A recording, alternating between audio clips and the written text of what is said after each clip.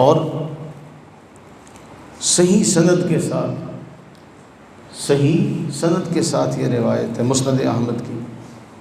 حضرت سیدنا عبداللہ ابن عباس رضی اللہ تعالیٰ عنہما بیان کرتے ہیں کہ میں نے ایک روز نبی صلی اللہ علیہ وسلم کو خواب میں دیکھا کہ آپ کے بال بکھرے ہوئے ہیں، غبار آلود ہیں، مٹی ان کے اوپر لگی ہوئی ہے، اور آپ کے ہاتھ میں خون کی ایک بوتل ہے۔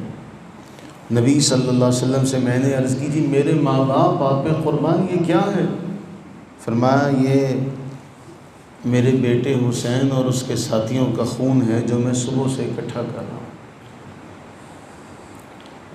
نبی صلی اللہ علیہ وسلم کا حوصلہ شاید کوئی اس کو سمجھ نہ سکے، اس سے بڑا اب حلم کا، حوصلے کا پہاڑ کہ بچپن میں اپنے ہاتھوں میں لیا اور خبر ملی کہ اس کو شہید کر دیا جائے گا۔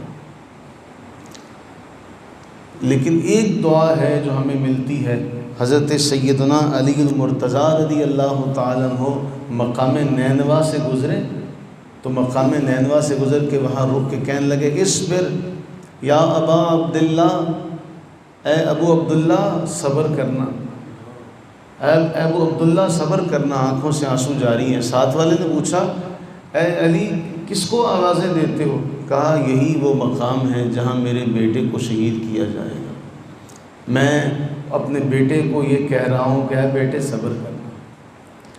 قرآن